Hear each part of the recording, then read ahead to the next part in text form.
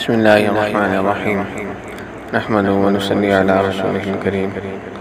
محترم سامعین، حضرت حسین رضی اللہ تعالیٰ عنہ نے جنگ میں نماز ظہر کیسے ادا کی؟ اللہ اکبر۔ حضرت حسین رضی اللہ تعالیٰ عنہ کے اکثر رفقا شہید ہو چکے تھے اور دشمن کے دستے حضرت حسین رضی اللہ تعالیٰ عنہ کے قریب پہنچ چکے تھے۔ ابو شمامہ ساعدی نے عرض کیا کہ میری جان آپ پر قربان ہو، میں چاہتا ہوں کہ آپ کے سامنے قتل کیا جاؤں، لیکن یہ دل چاہتا ہے کہ ظہر کا وقت ہو چکا ہے، یہ نماز ادا کر کے پروردگار کے سامنے جاؤں۔ حضرت حسین رضی اللہ تعالیٰ عنہ نے بآواز بلند فرمایا کہ جنگ ملتوی کرو یہاں تک کہ ہم نماز پڑھ لیں۔ ایسی گمسان جنگ میں کون سنتا تھا؟ طرفین سے قتل و قتال جاری تھا اور ابو شمامہ رضی اللہ تعالیٰ عنہ اسی حالت میں شہید ہو گئے۔ اس کے بعد حضرت حسین رضی اللہ تعالیٰ عنہ نے اپنے چند اصحاب کے ساتھ نماز ظہر صلاۃ الخوف کے مطابق ادا فرمائی۔ نماز کے بعد پھر قتال شروع کیا۔ اب یہ لوگ حضرت حسین رضی اللہ تعالیٰ عنہ تک پہنچ چکے تھے۔ حنفی حضرت حسین رضی اللہ تعالیٰ عنہ کے سامنے آ کر کھڑے ہو گئے اور سب تیر اپنے بدن پر کھاتے رہے یہاں تک کہ زخموں سے چور ہو کر گر گئے۔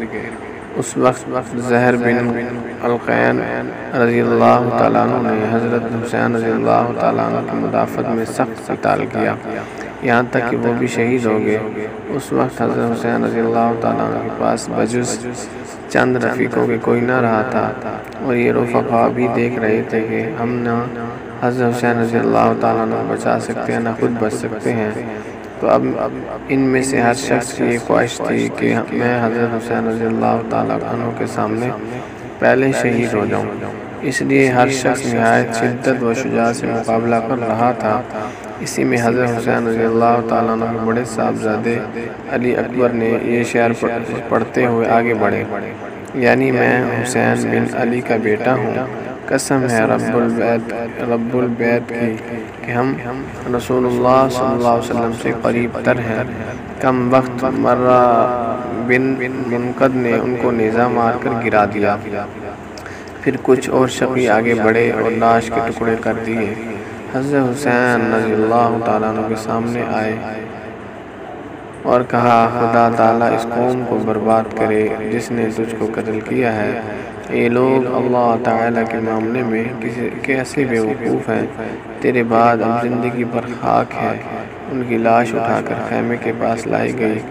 عمر بن سعد نے قاسم بن حسین رضی اللہ تعالیٰ عنہ کے سر پر تلوار ماری، وہ گرے اور ان کے منہ سے نکلا یہ اما، تو حضرت حسین رضی اللہ تعالیٰ عنہ نے دوڑ کر ان کو سنبھالا اور عمر پر تلوار سے حملہ کیا۔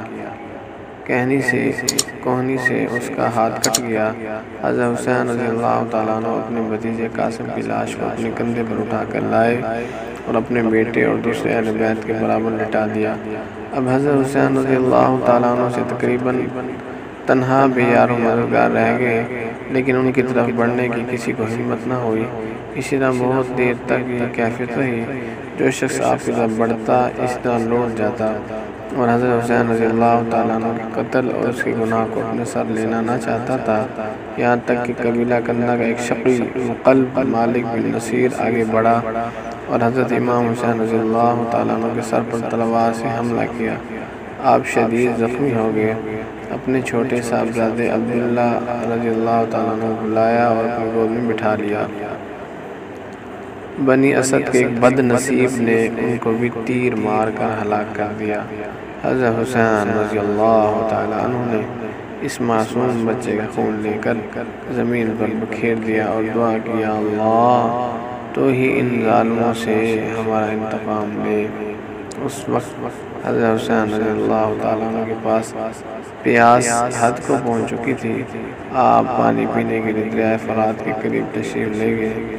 ظالم حسین بن نمیر نے آپ کے منہ پر نشانہ کر کے تیر پھینکا جو آپ کو لگا اور دہن مبارک سے خون جاری ہو گیا۔